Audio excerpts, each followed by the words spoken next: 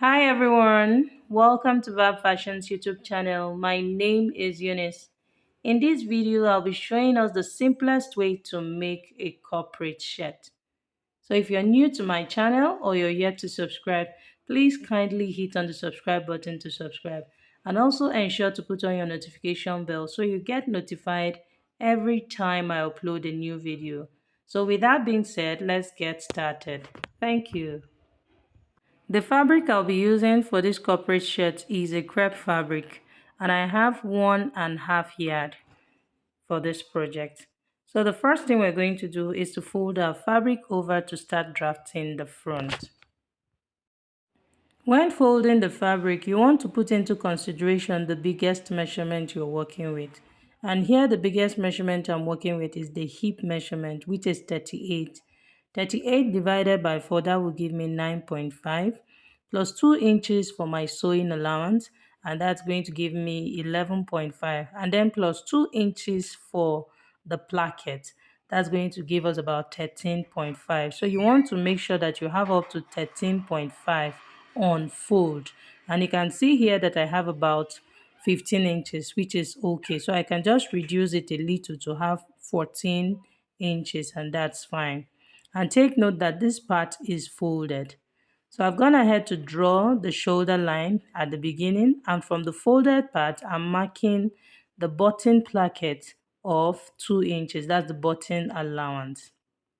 So I'm going to connect with a straight line up to the shoulder line. So now we have our center front line, which is after the button allowance, which is the button placket. So from the center front line, I'm marking the neck width of 2.5 inches.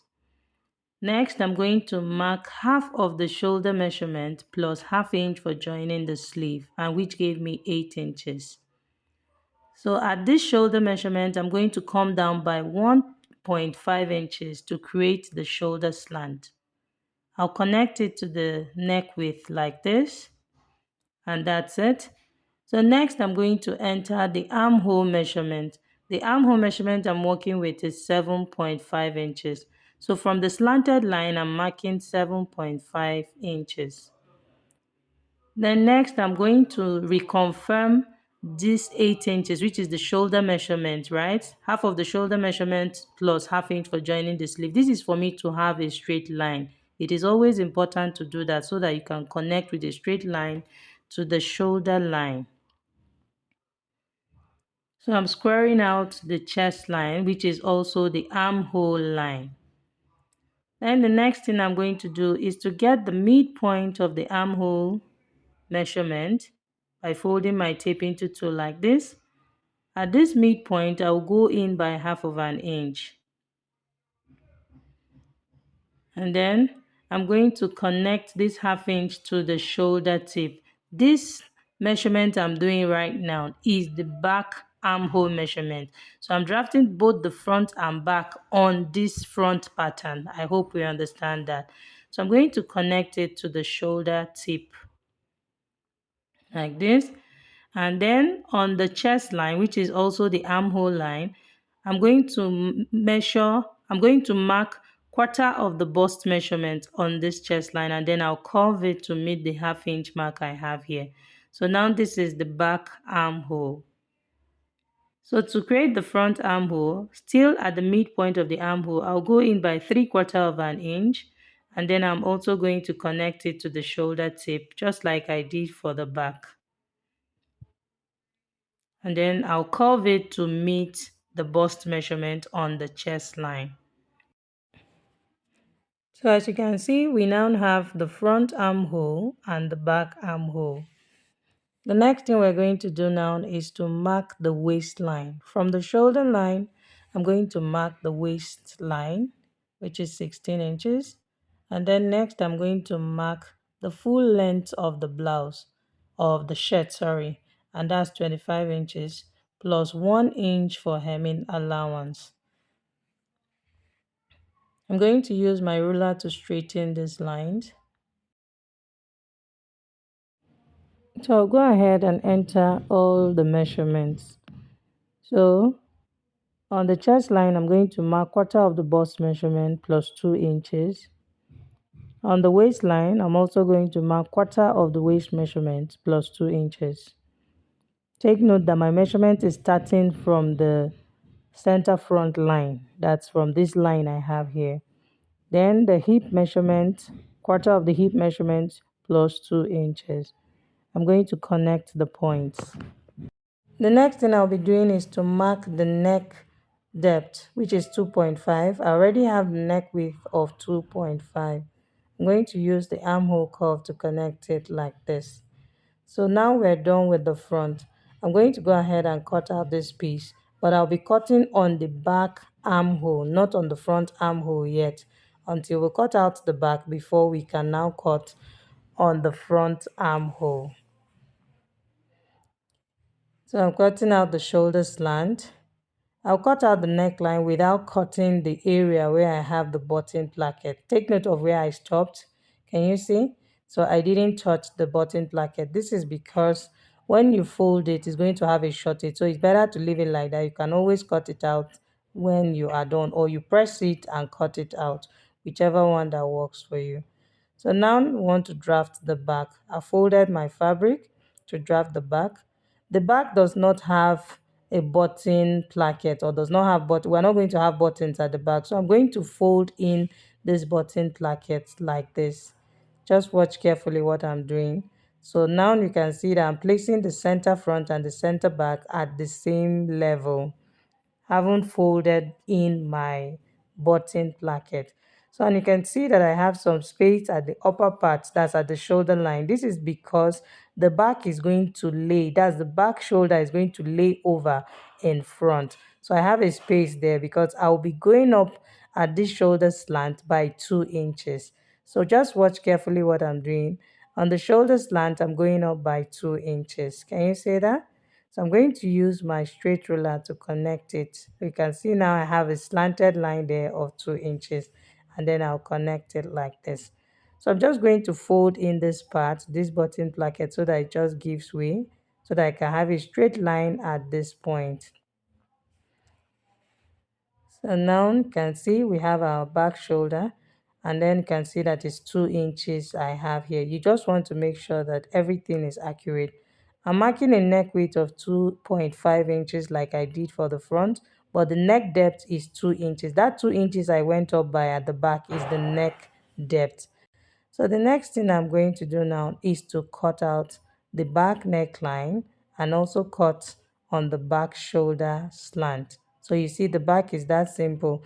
That's why I said don't cut the front armhole yet, so that by the time you are done, you can just cut out the front armhole later. So I'm cutting the back shoulder slant, and then also I'm going to cut the side here. But this side, I want the back to be a bit lower than the front. So I'm coming down by 2 inches, and then I'm just going to create a curve like this. So the side of this shirt, I want it to be curvy. I don't want it to be straight. If you don't want your shirt, if you don't want it to be curvy, this part is optional. But I want the side of this shirt to be curvy. So that is why I'm trying to create a curve. So I'll go up from the front length. Take note that I'm going up from the front length. I'm going up by 3 inches from the front length. And then I'll go in by 1 inch, which is what I'm going to be sewing this shirt with. I'll be sewing it with 1 inch. Remember, I added 2 inches for my sewing allowance. 1 inch is for ease, and then 1 inch is for the actual sewing allowance. I repeat, 1 inch is for ease and 1 inch is for the actual sewing allowance. So just this is me just curving it. Just give it any shape you want it to have at this point. So, and you can see I used my free hand to achieve that. So if you want to pin at this point, it is necessary so that it doesn't shift. Okay. So now this is what I'm going to do at this point. I'm going to follow the curve. I'll first of all cut the back curve because the back is longer than the front. Can you see what I have here? So you can see that the back length is a little longer by 2 inches. Can you see? So I'll just raise the front now and also curve it to give it the shape I want it to have. But take note that at the sides, they are all equal. You see, they are equal at the side where we are going to be stitching them together. So the next thing I'm doing is to cut the back neckline. So now to treat the front armhole. Remember, I went up by 2 inches on the back armhole. So the back is 2 inches longer than the front armhole. So I'm going to reduce the front armhole so that the back can lay over in front. So from the tip of the front armhole, I'm going to come down by 1.5 inches. The remaining half inch will be for stitching it together. Remember that the back I went up by 2 inches. So I'm taking out 1.5 inches because I'll be needing half inch to stitch the front and the back together. Okay, so I'm going to cut out this 1.5 inches I marked here. After cutting it out, I'm just going to fold it over. So now, can you see I'm folding over the back on top of the front armhole. And this is me going ahead to confirm the armhole measurement. So can you see that I have my 7.5? And I made sure to place half inch over half inch. That's I placed it half inch on top of half inch there, that which is my stitching allowance. And I have my 7.5 inches, which is the actual armhole. And then I'm going ahead to trim out the excess I have on the neckline. So you can see our neckline is perfectly ready. So I'm going to separate the front from the back, and then I'll go ahead and press this button allowance so that I can slash it open to have our 2 front pieces. I'm going to be cutting it open so that we can have the 2 front pieces. I'll also go ahead and cut the front armhole. So I'll be cutting on the front armhole marking, which is deeper than the back. So I'm just going to cut out this 1/4 inch, and we have our perfect front armhole measurement. The next thing I'll be doing is to fold the button placket. So I'm going to fold about 1/4 inch first, and I'll press it down. You'll need your ironing wood here so that you can keep your crease line down. And then next I'm going to fold into 2 equal parts, making sure that it stops at this center front line where I have my chalk mark. Okay, so I've gone ahead to repeat the same thing on the second front piece. So on the second side. So right now I'm going to set this aside so we can cut our basic long sleeve.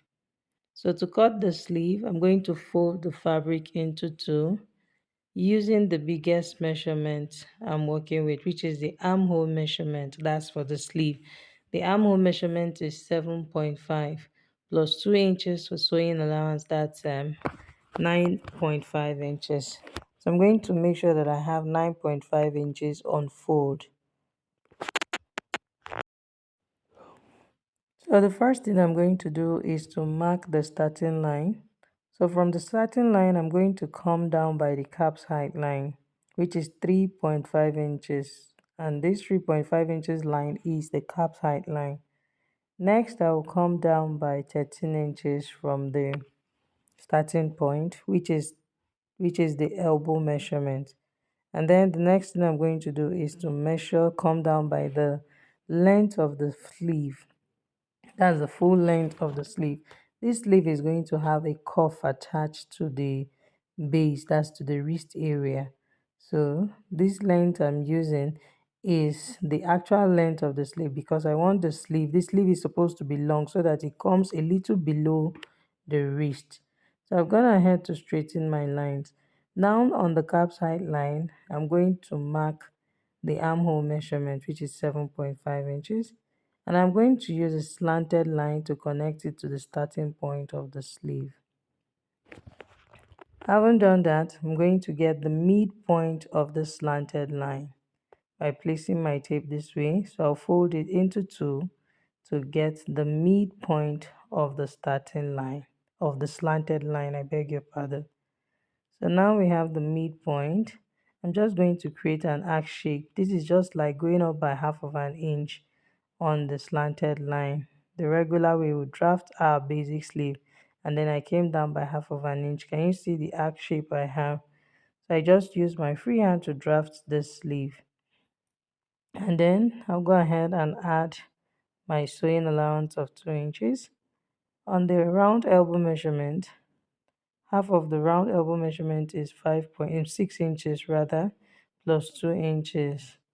And then the round wrist measurement is 4 inches, so plus 2 inches also, that's 6 inches. So I'm going to connect the points using my ruler.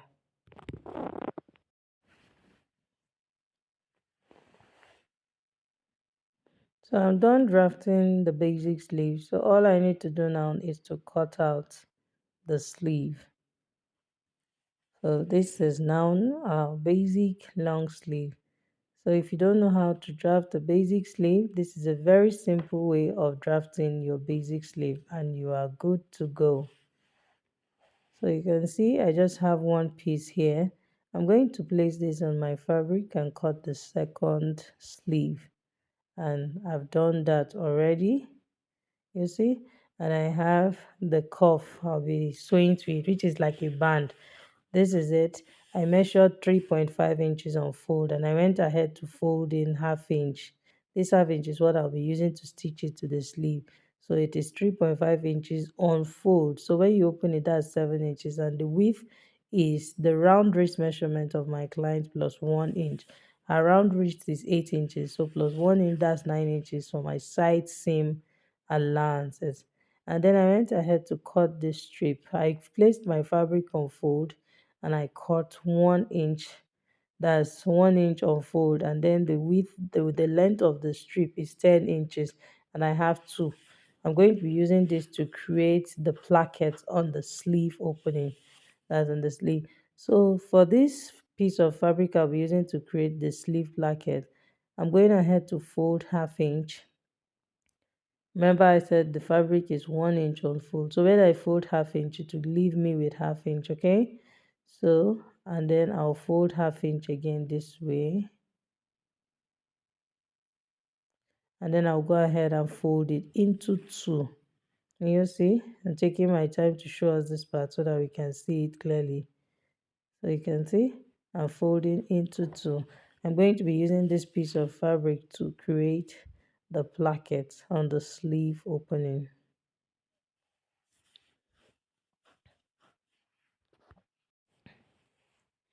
So you want to make sure that you press this well so that it relaxes well.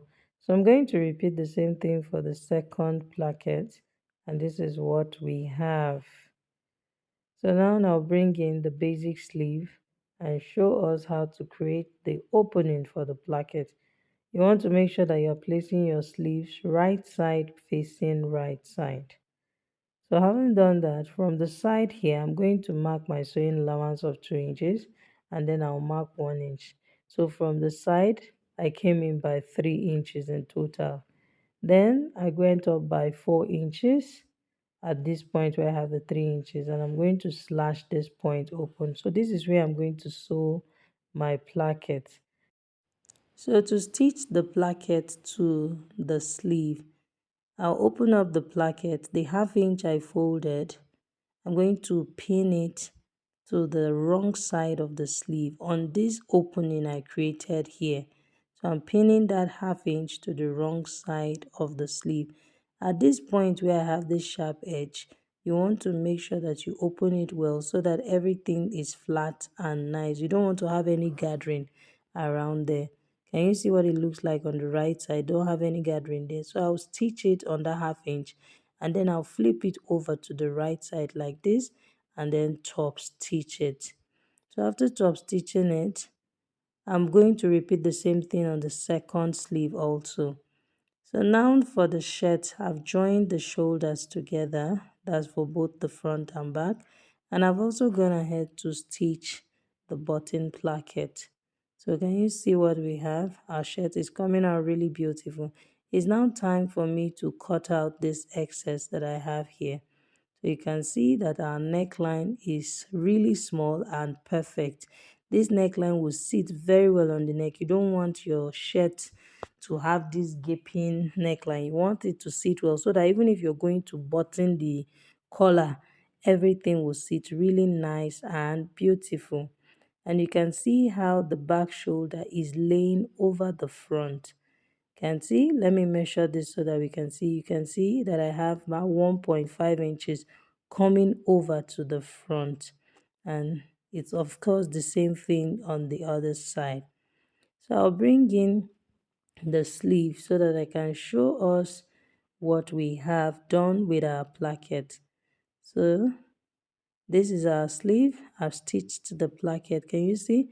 And this is what we have. You can see that it's just wide open. We will not be leaving it this way. I'm going to create like a V shape. Just watch carefully. Before doing that, I'm going to have to press it to give it that relaxed effect. So I'll bring in my pressing iron and press this placket so that it just relaxes well. So watch, I'm ironing it open. You see? So the next thing I'm going to do is to fold this placket into two like this. Once I've folded into two, okay, and then I'm going to take this to my sewing machine like this and then sew diagonally. I'm going to sew diagonally like a slanted shape at this part, at this end where it curves. You see, I've done the same thing for the other one, so I'm going to repeat the same thing for this one, and then I'll sew the sleeve to the armhole of the shirt. So can you see, after doing that, this is what I have. So you can see that the placket is already sitting really beautiful. We have different ways of sewing a placket. This is just one of the simplest ways of sewing a neat placket. We have different types of plackets, so this is just the one I decided to do. You see what we have? It's giving that V shape effect and it's coming out really beautiful. So I'm going to stitch the sleeves to the armhole. So now while stitching the sleeve, you have to be very careful. This part with the opening, that's this part with the placket opening, has to be on the back side of the shirt. That's, it has to be at the back. That's the wrist bone that we have here. Can you see the part of my hand I'm touching? That's where this placket opening is supposed to be. It cannot be at the side, so you don't want to mistakenly put it on the wrong side. So meaning that when you are sewing it to your shirt, it should be at the back side of the shirt. That's the opening, the placket opening should be at the back side of the shirt, not in front of the shirt. I hope we understand that.